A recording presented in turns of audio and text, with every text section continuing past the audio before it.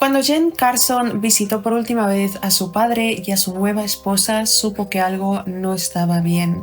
El hombre que había conocido, que la había criado los pocos años de su vida, que la llenó de amor y se convirtió en su héroe, ahora se mostraba como un títere de las drogas, dominado por el vicio y por una villana de cuento de terror que compartía su cama y cuyo nombre era Susan Carson. Sin embargo, James Clifford Carson, el padre de Jen, no siempre fue el padre descuidado o el criminal a sangre fría en el que se convirtió, y del que su hija Jen Carson pudo escapar. Hoy vamos a hablar sobre un caso muy fuerte. Antes de empezar voy a dejar por aquí mis redes sociales. Si te gusta este tipo de contenido, suscríbete al canal, déjame un me gusta y ya comencemos con el caso de los asesinos de brujas de California.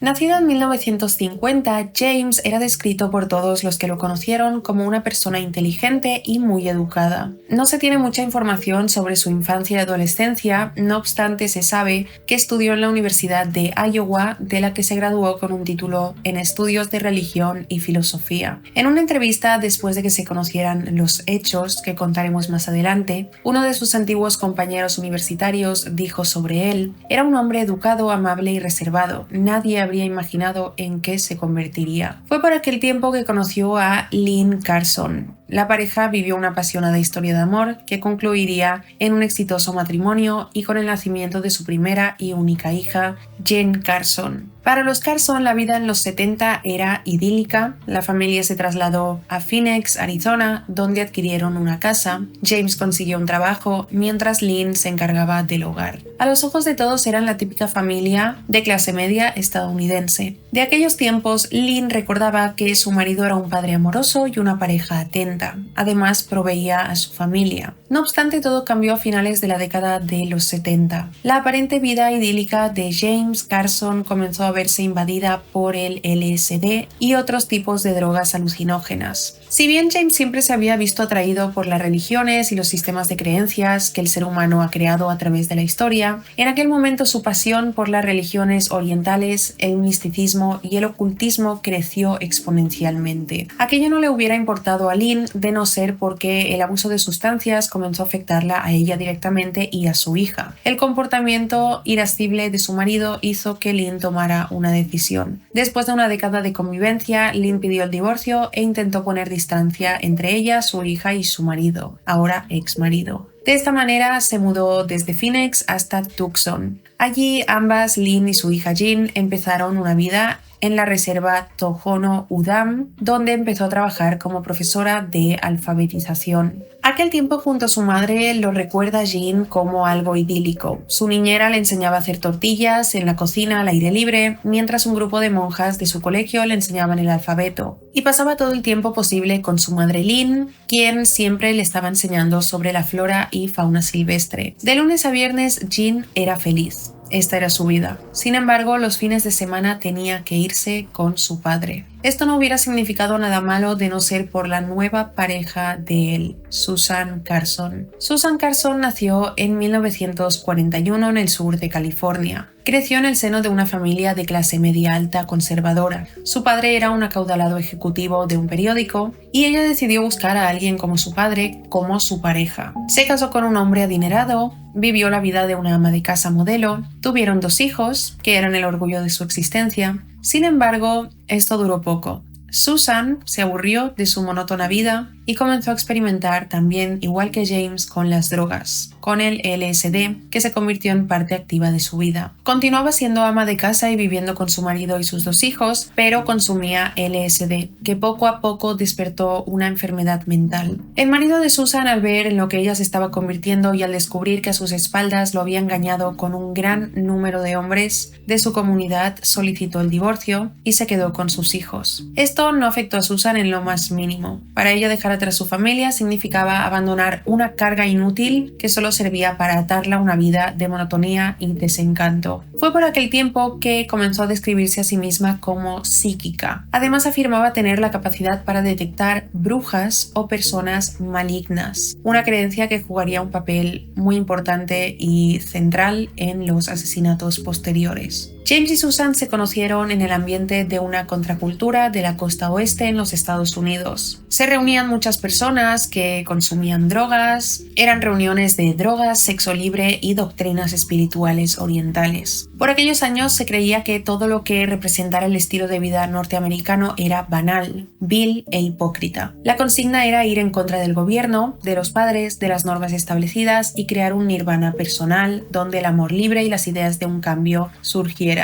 Una imagen paradigmática de aquellos años fue la subcultura hippie. Aunque hoy en día la imagen de estas personas está ligada a un idealismo ingenuo, en aquellos tiempos realmente se tenía la creencia de que podían cambiar el mundo y que de hecho lo estaban haciendo. Susan y James de inmediato congeniaron cuando se conocieron en una de estas reuniones. Sus historias eran muy parecidas, ambos habían dejado atrás a su antigua vida de seguridad y orden para adentrarse en la más interesante y experimental existencia que ofrecía el nuevo mundo. Ambos decidieron que si iban a empezar de nuevo, entonces deberían tener nuevos nombres. Por esa razón, James comenzó a llamarse Michael Beer Carson y ella Susan Beer Carson. Jean, la hija de James, definiría aquel cambio con las siguientes palabras. Ya no era el padre atento y cariñoso que yo recordaba. Mi padre me trenzaba el cabello y me leía libros. Michael Beer apenas me miraba. Para la niña, los fines de semana en la casa de su padre y madrastra eran como adentrarse en una escena de cine de terror.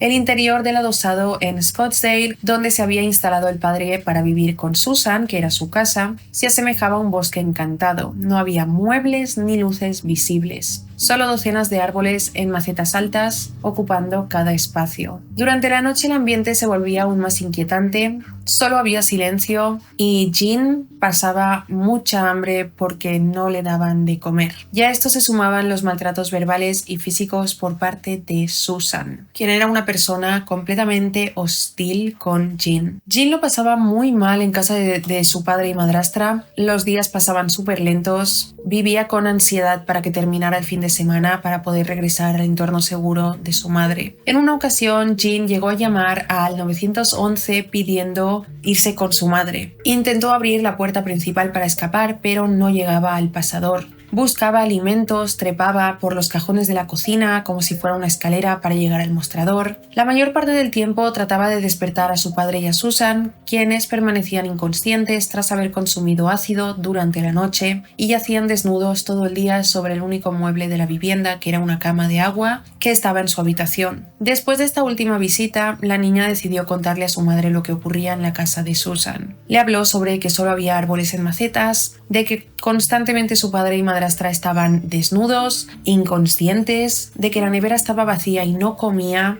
Le contó que le pidió a su padre que le frotara la espalda antes de ir a dormir y en lugar de hacerlo él lo hizo Susan, pero la rascó con fuerza arañándole la espalda, dejándole marcas profundas. Al principio Lynn creyó que cuando su hija se refería a que no le estaban dando de comer, quería decir que su padre y madrastra se negaban a darle dulces, golosinas, a que no le permitían comer dulces. Sin embargo, el testimonio de su hija se volvió cada vez más desesperado. Contó también que Susan la llamaba demonio y que le había dicho que debía morir. La madre, al escuchar todo esto, levantó la camisa de la niña y se encontró con 5 arañazos ensangrentados en su espalda. Fue entonces cuando le prometió a su hija que nunca volvería a ver a Susan. Jean lo recuerda así, dijo: ella me miró y me dijo, nunca volverás a ver a esa mujer, y se aseguró de que no lo hiciera. Y por suerte, Jean no tuvo que volver a casa de su madrastra. Tras cortar definitivamente los lazos con sus respectivas familias, James, a quien vamos a empezar a llamar Michael porque así se hacía llamar en esa época de su vida, y Susan decidieron vender su vivienda en Scottsdale y con el dinero realizaron un viaje a través de Israel, la India, Francia y el Reino Unido. Lynn, la madre de Jane, aprovechó aquel intervalo de tranquilidad para alejarse lo máximo posible de su expareja, quien en ese momento les daba miedo, estaban completamente, Michael y Susan estaban completamente idos de la realidad.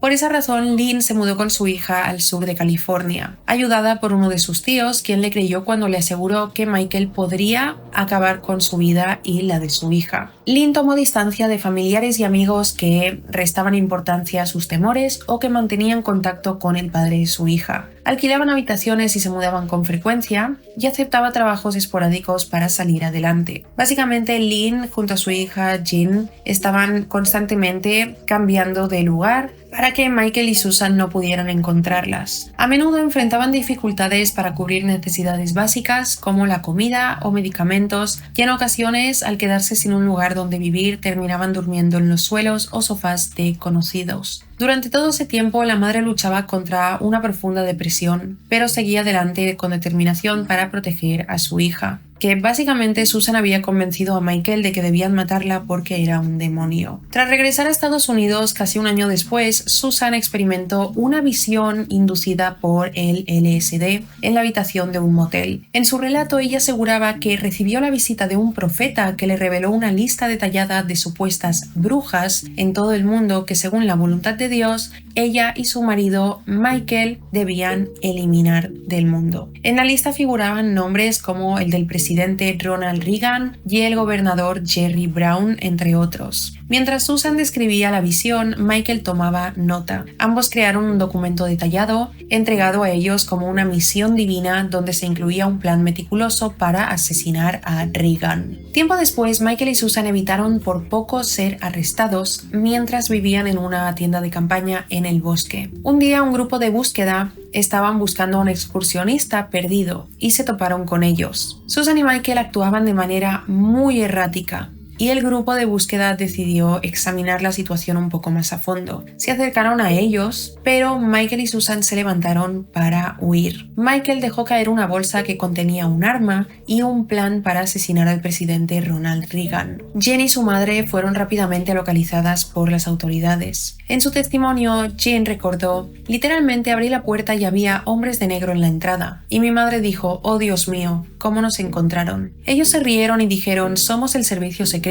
En ese momento mi madre supo que habían matado al menos a una persona y que estaban siendo investigados por querer asesinar al gobernador de California y al presidente de los Estados Unidos. Y ahora vamos a hablar sobre los asesinatos. En la primavera de 1981, una chica llamada Karen Barnes, de 23 años, originaria de Georgia, llegó a San Francisco con el sueño de convertirse en actriz. Había dejado atrás su vida en el sur de Estados Unidos en busca de una nueva oportunidad en la escena cultural californiana. Quienes la conocieron la describieron como una chica carismática, generosa y llena de vida, que tenía mucha energía positiva y mucho deseo de ayudar a otras personas, que la llevaron a ofrecer su apartamento como refugio temporal a una pareja que parecía necesitar ayuda, Susan y Michael Carson. Karen vivía en un apartamento en el histórico y contracultural barrio de Haight-Ashbury, una zona conocida por ser el corazón del movimiento hippie en décadas anteriores. Y allí comenzó a compartir su espacio con Susan y Michael sin sospechar que su generosidad sería fatal. La convivencia no duró mucho. Según las confesiones posteriores de la pareja, Susan comenzó a desarrollar una fijación paranoica con Karen. Bajo la influencia del LSD, delirios místicos y una ideología autoimpuesta de guerra espiritual, Susan afirmó que Karen era una bruja. En su visión distorsionada del mundo, eso significaba que debía ser eliminada. El asesinato ocurrió en marzo de 1981. En una noche de violencia brutal, Karen fue atacada dentro de su propio hogar. Susan y Michael la golpearon en la cabeza con una sartén y luego la apuñalaron al menos 13 veces y su cráneo fue aplastado. Después de este crimen, escondieron su cuerpo en el sótano del edificio y huyeron de la ciudad. Durante meses este asesinato quedó sin resolver, no había testigos y la escena del crimen parecía más obra del caos que de una planificación racional. Sin embargo, en 1983, tras ser detenidos por otro asesinato en California, Michael y Susan confesaron voluntariamente el homicidio de Karen Barnes. Dijeron que habían actuado por orden divina, como parte de una supuesta misión para limpiar el mundo de brujas y energías malignas. Y ese asesinato fue el inicio para que comenzaran una cadena de asesinatos ritualizados y motivados por delirios religiosos. En el verano de 1982, Clark Stephens, un joven de aproximadamente 26 años, trabajaba como peón agrícola en el rancho Alder Point, una propiedad rural en el condado de Humboldt, California. Era un joven sencillo, dedicado al trabajo manual y compartía tareas con otros empleados estacionales. Entre ellos, Michael Bear Carson. Nadie imaginaba que un conflicto cotidiano en aquel rancho ganadero se convertiría en un crimen ritualizado. Clark aparentemente había tenido una discusión menor con Michael, posiblemente relacionada con tareas del rancho. Para Susan, sin embargo, eso bastó para identificarlo como una bruja. Y una vez más, bajo el delirio compartido de su misión divina, Susan convenció a Michael de que Clark representaba una amenaza espiritual. El asesinato de Clark fue brutal. Michael disparó 2 veces a Clark con un rifle y luego, junto a Susan, intentó incinerar su cuerpo en un bosque cercano. Los restos fueron parcialmente calcinados y enterrados de forma superficial bajo fertilizante de pollo, pero un compañero del rancho notó su desaparición y la policía fue notificada. Muy pronto descubrieron los restos en estado de descomposición y emitieron una orden de búsqueda para la pareja, que habían huido nuevamente. El caso de Clark Stephens encendió las alarmas entre las autoridades del norte de California, aunque no sabían aún que estaban lidiando con un par de asesinos seriales con motivaciones religiosas extremas. Su muerte se mantuvo sin resolver hasta la confesión de los Carson tras su detención en 1983. El final de la espiral criminal de Susan y Michael llegó el 7 de enero de 1983 en una carretera del condado de Sonoma, California. Su víctima fue John Charles Helliar, un hombre de 30 años que tuvo la mala fortuna de ofrecerles un aventón en la autopista US 101. Helliar era un hombre trabajador, solidario y, como muchos en la costa oeste en esa época, no tenía reparos en ayudar a personas que hacían autostop. No sabía que llevaba en su coche a 2 fugitivos peligrosos, consumidos por una visión trastornada del mundo. Durante el trayecto, Susan aseguró que Helliar era un demonio que intentaba agredirla. Esto se debió a que el asiento donde ella iba estaba demasiado cerca de donde estaba él, que era el conductor. En un movimiento brusco del coche, sus piernas se tocaron, lo que Susan identificó como una señal de agresión. Michael, completamente entregado a sus delirios y a la palabra de Susan, lo apuñaló varias veces y luego le disparó cuando el hombre trató de escapar. Este asesinato ocurrió a plena luz del día y varios automovilistas presenciaron el ataque. Según los testigos, Helliar logró quitarle el arma a Michael y delante de decenas de personas horrorizadas luchó por su vida hasta que Susan sacó un cuchillo y lo atacó. Tras esto, una de las personas que vio el altercado llamó a la policía y comenzó una persecución, que terminó con la captura de Susan y Michael. Fue en ese momento cuando se desmoronó el misterio que rondaba los crímenes sin resolver de años anteriores. Durante los interrogatorios, la pareja confesó los 3 asesinatos sin remordimientos. Aseguraron que cada una de sus víctimas era una bruja o un demonio y que Dios los había enviado a destruirlos. Tras su arresto, el San Francisco Chronicle publicó una carta escrita desde la cárcel por Michael, en la que ofrecía confesar los crímenes cometidos en California por él y Susan a cambio de que se les concediera una conferencia de prensa.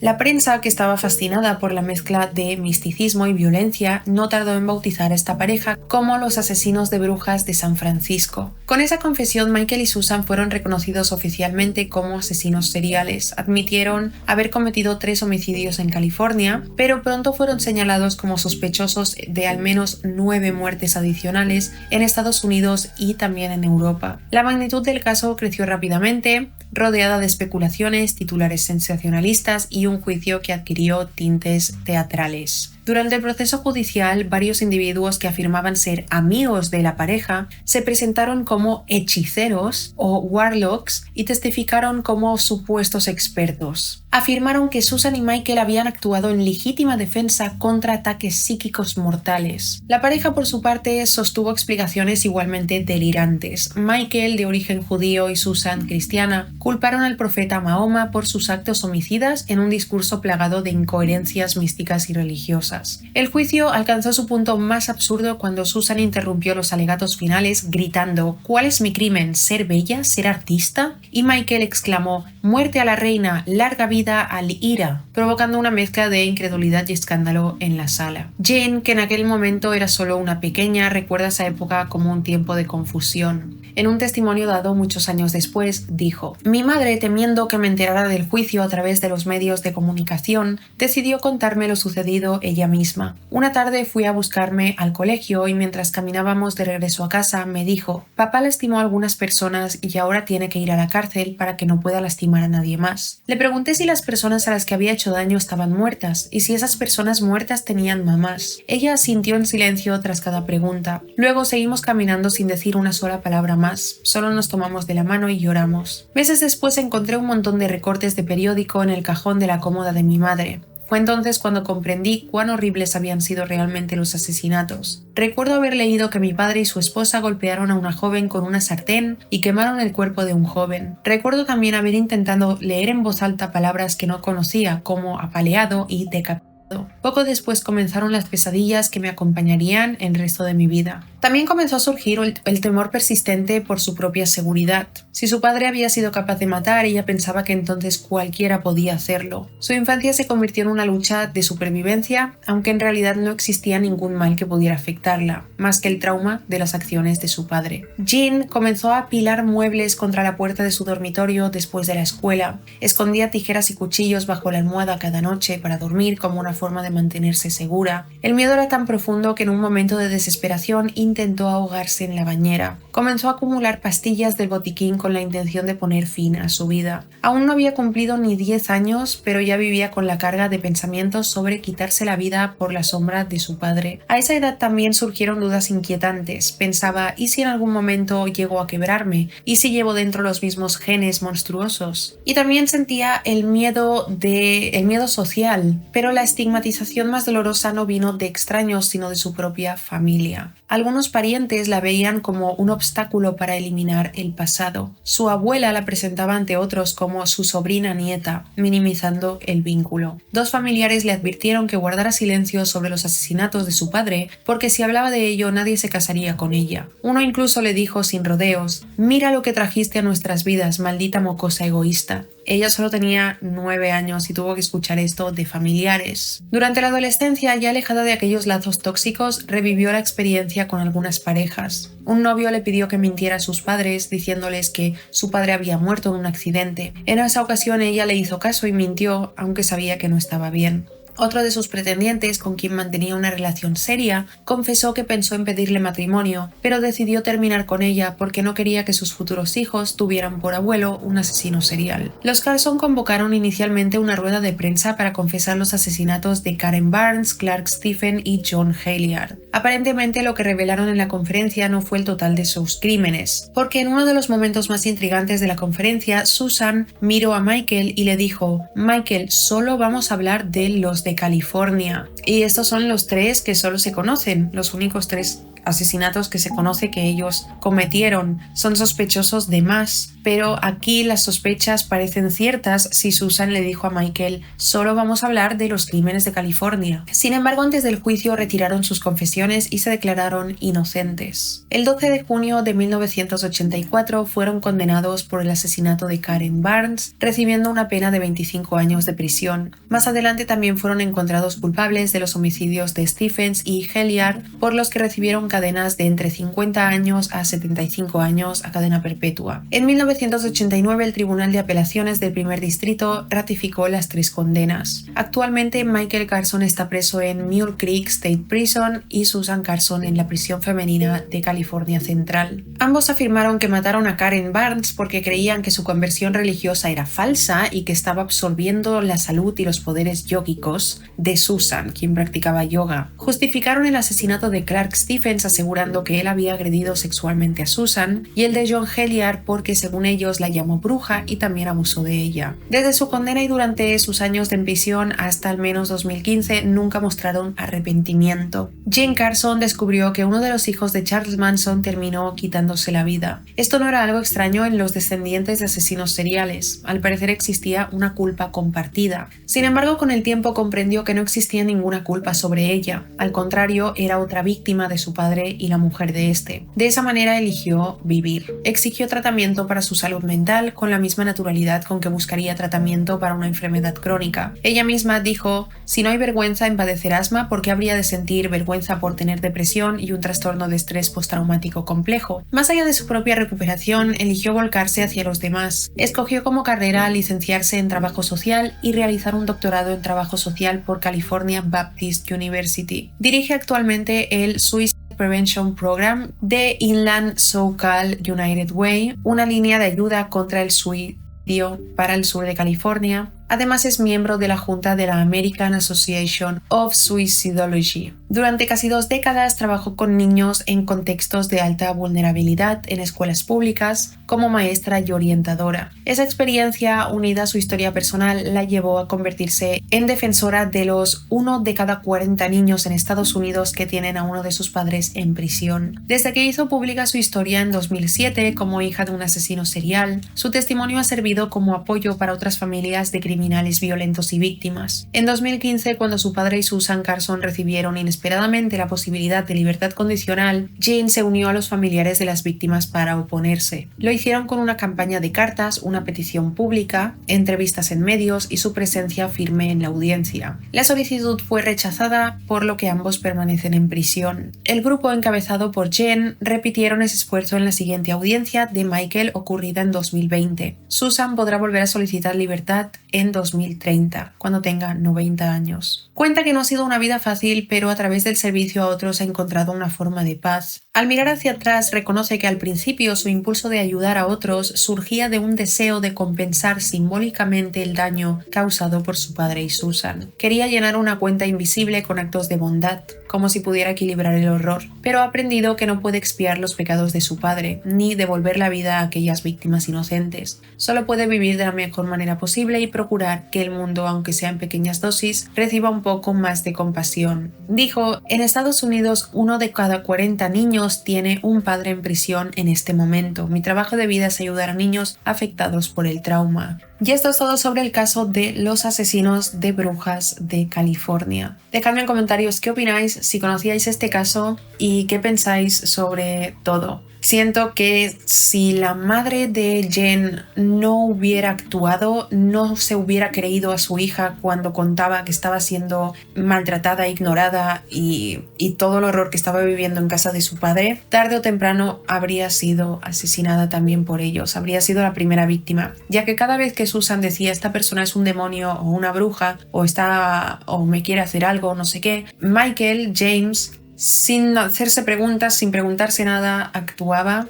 Si su mujer decía esta persona es un demonio, tiene que ser eliminada, él no se cuestionaba nada y hacía lo que ella dijera. Y antes de que la niña no fuera más a casa del padre, Susan dijo: eres un demonio y deberías morir. Así que yo siento que si la madre no hubiera hecho que no tuviera que volver a casa de su padre, tarde o temprano habría sido una víctima. Si os ha parecido interesante e informativo este vídeo, no olvidéis dejar un me gusta, suscríbete al canal si no lo estás, activa la campanita de notificaciones. Gracias por ver mi vídeo y nos vemos en el próximo. ¡Chao!